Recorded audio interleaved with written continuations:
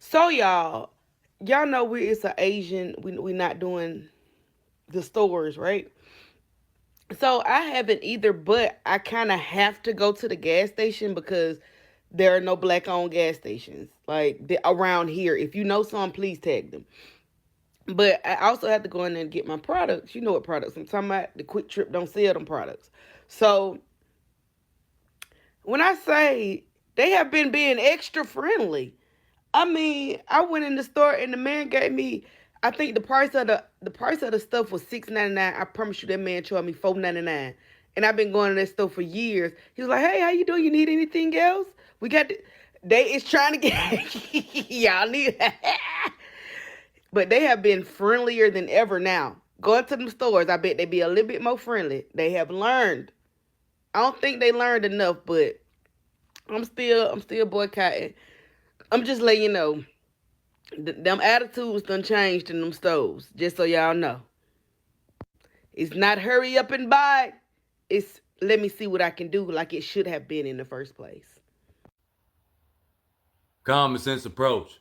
Now I know most Asian business owners are probably thinking to themselves that this situation with Black Americans banning, um, supporting their businesses will eventually come to an end, sooner than later, and it'll be back to business as usual. But to be honest with you, I don't think so. As you can see, these ladies getting it in, putting in work. I don't think so. I think you guys are in it for the long haul when it comes to black people supporting your businesses again.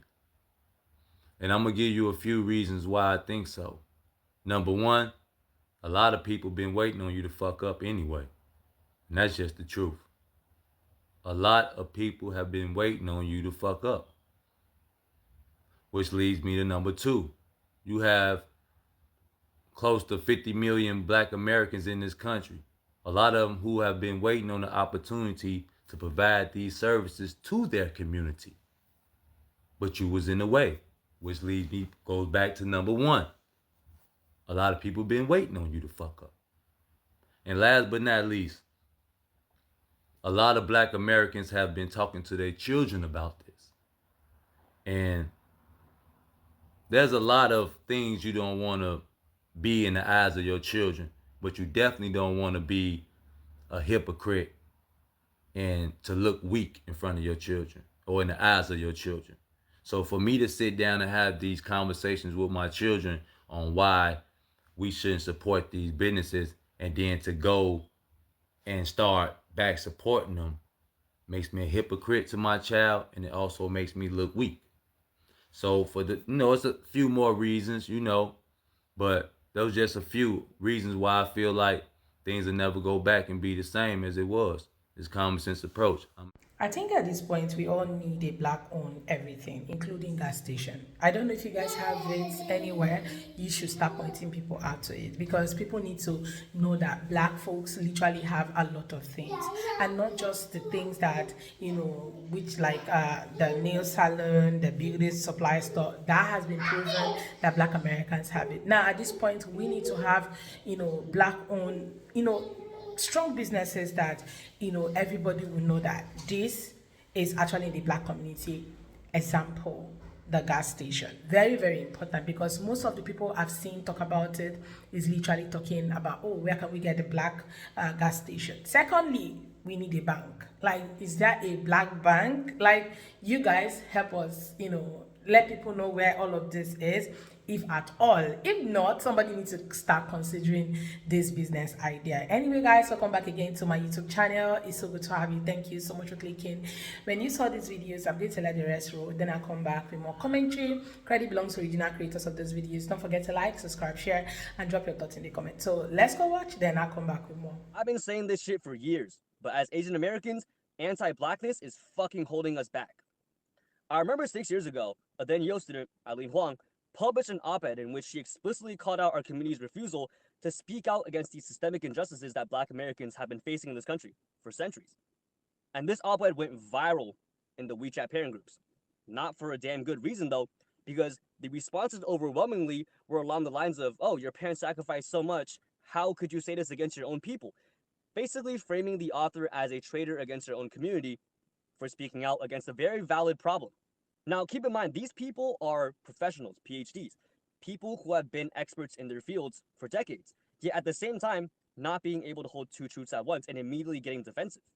You can speak out against the anti Asian racism and violence that people have faced in our community for centuries, while also recognizing that the Asian American identity is built upon being settlers in this country, a country that's fundamentally built upon the theft of indigenous land and the exploitation of black and brown bodies and labors since its foundation.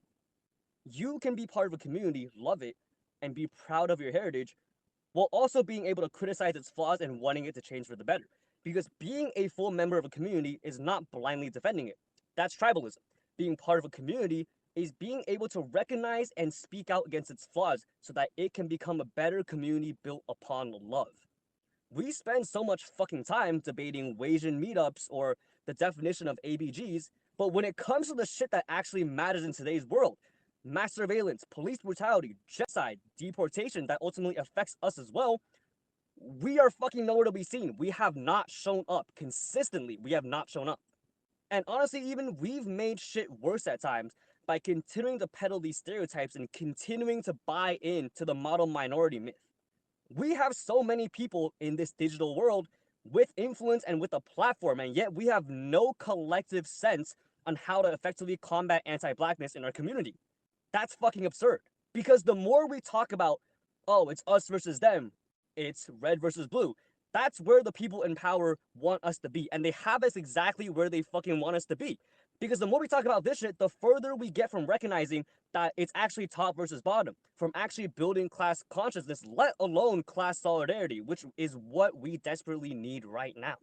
So anyways, holy shit, but we have to do better. We have not shown up. All right, y'all. As you can see, they playing dirty.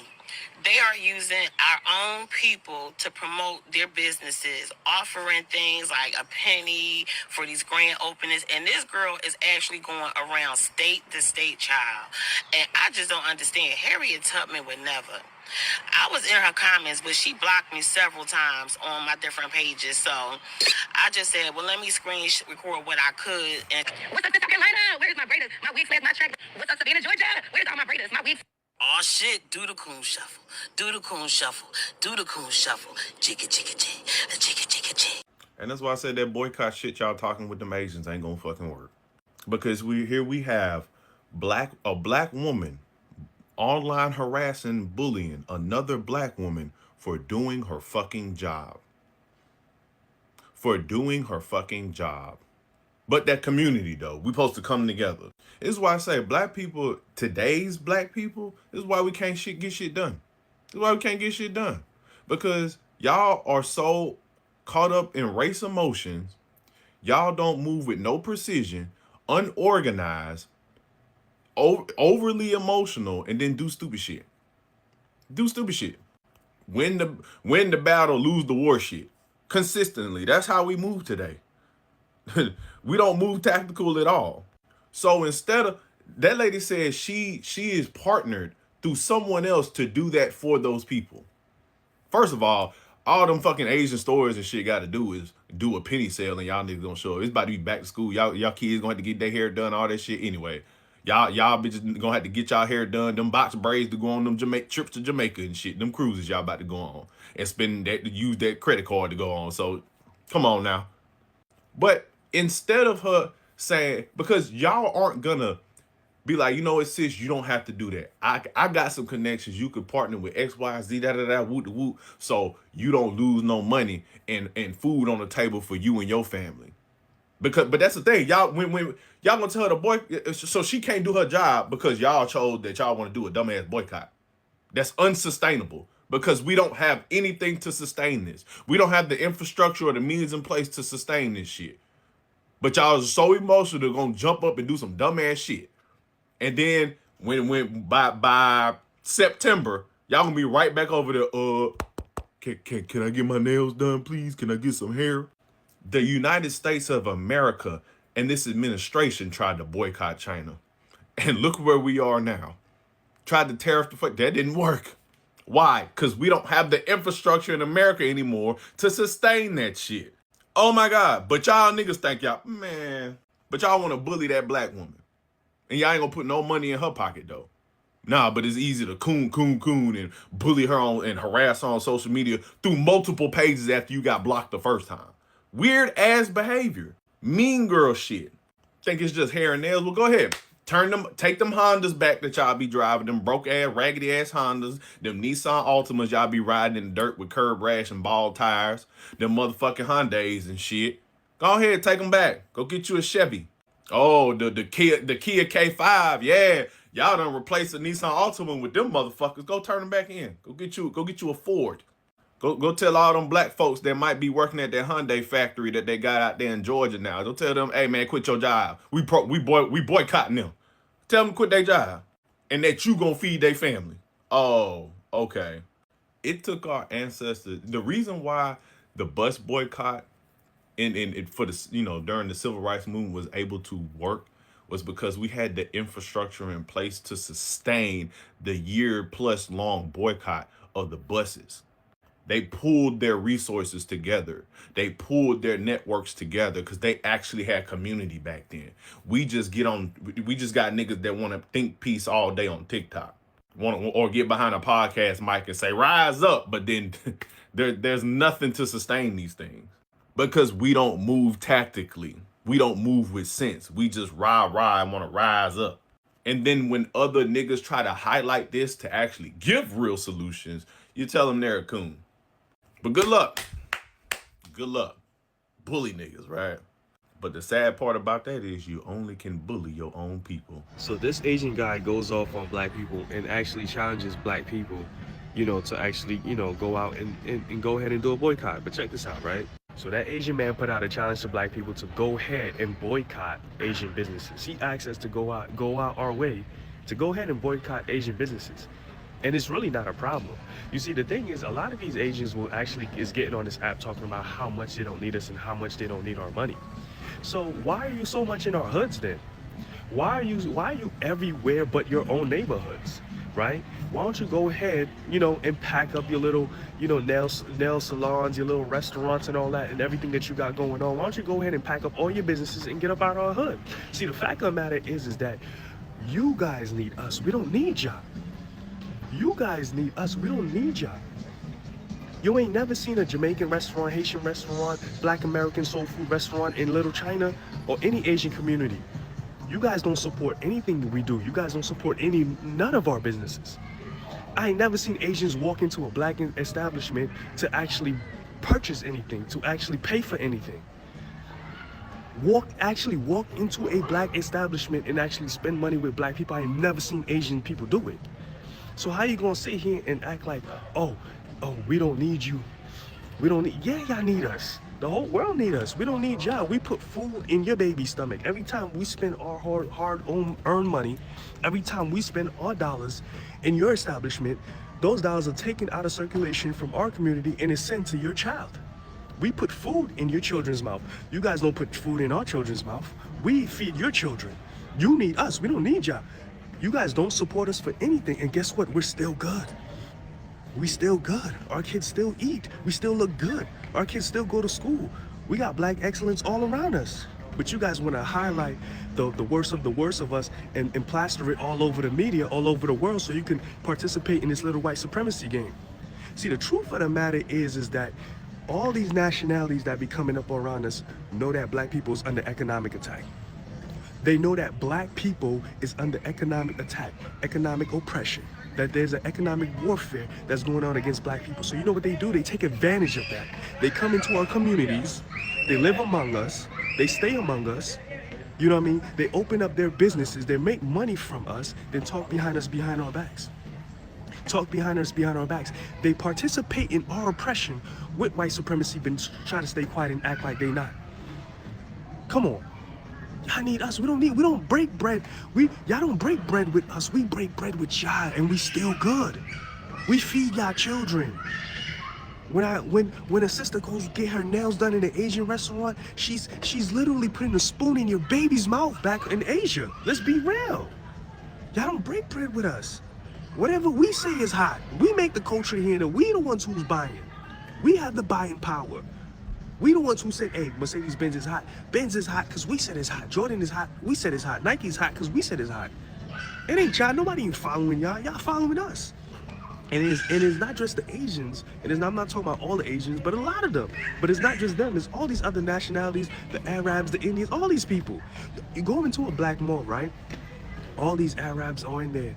All these Indians are in there selling jewelry. I want to challenge y'all. Go around, you know what I'm saying, where they selling jewelry at, and ask them, yo, who's your supplier? I went to a mall. I went to like 5, 6, 7 jewelers. Who's your supplier? Who's your supplier? Who supplies you with jewelry? I asked one jeweler, his eyes was like, couldn't believe it. Because they only come here to sell to us. They ain't trying to collaborate. They ain't trying to do business with us. And they trying to gatekeep whatever they got going on to keep us out. But they'll take your money, then turn around and talk shit about you. Turn around and come on the internet and say that we're begging for scraps and for reparations because they scared. Because they scared. Because they know that the day that comes, when we get paid, when we get our money, when we get paid, we ain't gonna need nothing. We ain't gonna need nobody for nothing, especially them. They're leeches. Come in our neighborhoods, take our money, exploit the racist system that is put against us, then act like they not, oh, we don't participate in racism, but in your household talking mad smack about us. But see us and smile in our faces, just to get some money, just to get a dollar bill. And then they pack up and they go to sub-Saharan Africa. They go into Africa right now, they do the same exact thing. Let me tell you something to that Asian dude, the Asian lady in China Mac. The only reason, listen to this, the only reason why China is even a superpower today is because the Europeans allowed it. Okay? Because all of the raw material that is pulled out of Africa is sent to China for processing and manufacturing. That was done deliberately just to keep manufacturing out of Africa. Because they didn't want Africa to become what China is. Africa could become what China is in about 5 to 10 years if they can get into the manufacturing game. But they purposely make sure all the raw material. Come on, man, I know this. And they mad right now. You know why they mad? Because we waking up. We waking up. We waking up. That's why they upset. Black love is coming back. Black pride is coming back. We a monster to deal with. And when we fully wake back up, trust me, a lot of people's gonna starve. I must say this, man, but this Asian boycott should be permanent. There shouldn't be no 2-month trend and then we back buying their bullshit like we did with H&M, we did with Target and all of these stores. This should be permanent. These people has been disrespecting black people for the longest time. This is not new. They've been doing it. There has been shooting black child in their head. There has been shooting black child in their back. This is not their first rodeo. They've been doing it. You feel me? They take the most from the black community when you really think about it. Most of the stores is set up in the black community. Most of the store. All over the fucking world, if you really think about it. In Africa, they're there. In Jamaica, they're there. They're everywhere. Leeching. Acting as if they're doing black people some type of service by selling plastic rice. Selling clothes that will fucking burn you, that will fucking get you sick, give you cancer. Selling hair product that will give you cancer. So they do sell black people the bottom of the barrel when it comes to product. They don't sell black people the good shit. They sell black people the fucked up shit. And they purposely sabotage black businesses. They make sure to sell black businesses the stuff at a higher price. So whenever black people try to sell it back to other black people, they can't afford it. So they end up have to come back to the China man to buy it because they do it on purpose. They've been doing this shit, man. So this boycott should be permanent. This shouldn't be no temporary fix. This should be a permanent fix. This also gonna highlight more black businesses. One, this will help black people health even more because they be selling plastic rice. That ain't good for your health. They be selling fucking jankro, pigeon, this guy's as chicken. They be selling fucking all kind of bullshit. This guy's as food. So black people should take this as a lesson and take this as a blessing in disguise, man. Use this opportunity to uplift, promote black businesses, and move better from here. I think at this point we have to call it a spade, like call it spade is spade. A lot of these people are just playing because are just acting the way they're acting because they feel that they have, you know, proximity to whiteness, and that's why they're all acting the way they're acting towards black people. Okay, they always feel like, oh, we are very close to these people. It's so hard to differentiate, and some of them see themselves as white. Okay, and that's why we're all seeing all of this play out. But thankfully, some of these things that is actually happening is not supposed to be a very big. We shouldn't see it as a very bad thing at this point. I think we should see it as an avenue whereby black folks are learning. Okay, the people that are with them, their allies, and all of that. Very, very important. And secondly, it's also opening the eyes of a lot of people to businesses that they should go into, especially in the black community, with all that we have heard in recent time. Okay, these people actually feeling so much like they own the entire space. Okay, I know funding is an issue, but I don't know if you guys remember the lady who came up with an idea.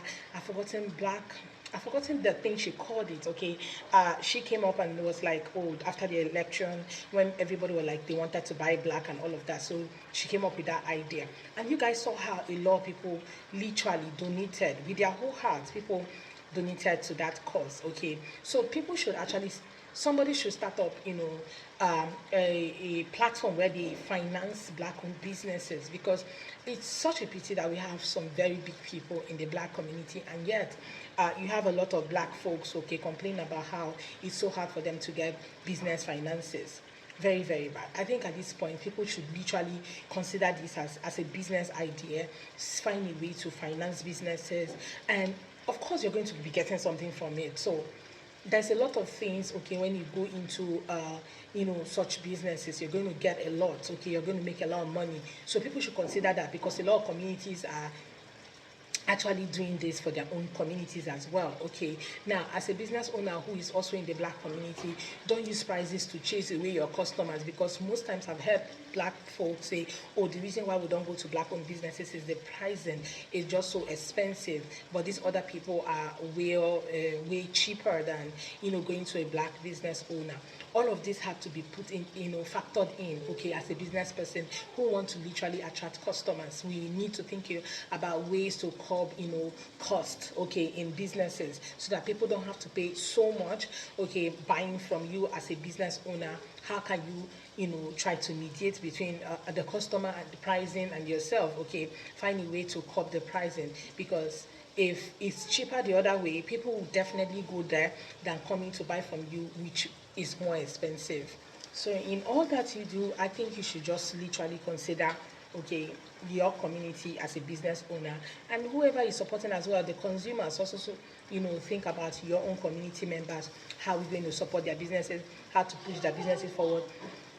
Like, take a look at how a lot of them are rejoicing, very excited that people are literally supporting them this period. People are buying from them, people are buying their products. You know, their websites are getting crashed because of the influx of people coming at the same time to shop from them. This is something that we should all celebrate. This is something that we should all be happy about, because this is the first time they're seeing something like this happening in their own businesses. Okay, and if we keep doing like this, like keep supporting our own communities, everybody keep supporting their community, trust me, at the end of the day, you'll be so shocked that nobody will even have anything to say about your community. You don't put eye in other people's community. Like, you support whoever you want to support, because that's your right. You have your money. You can decide to support black owned or anybody because it's your money. But at the end of the day, these communities are thriving. You guys support them. They support their own people. They hardly support your own. So at this point, people are learning lessons, and it's like, I think this whole situation thing is an eye opener for so many people. Well, I would love to hear your own take as well, because I'm just here imagining, you know, the things that could go, that could help. Okay, I'm just here thinking the things that could help and also make impact, major impact in the community. Okay, with all of this, somebody said something. Said, "Don't just boycott. There should be an end game." And I think, yeah, there should be an end game, and that's why a lot of black folks are coming out to say this is no longer a boycott; it is a wealth transfer. So, if we are transferring wealth, then we need to fix it to something, or tie it to something, or new businesses sprouting up and all of that. Well, let me know what you all think in the comments. Credit belongs to original creators of these videos. Don't forget to like, subscribe, share, and drop your own take in the comment section. And I'll see you all on my next Thank you so much, guys, for watching. See you all next time. Bye bye, lads.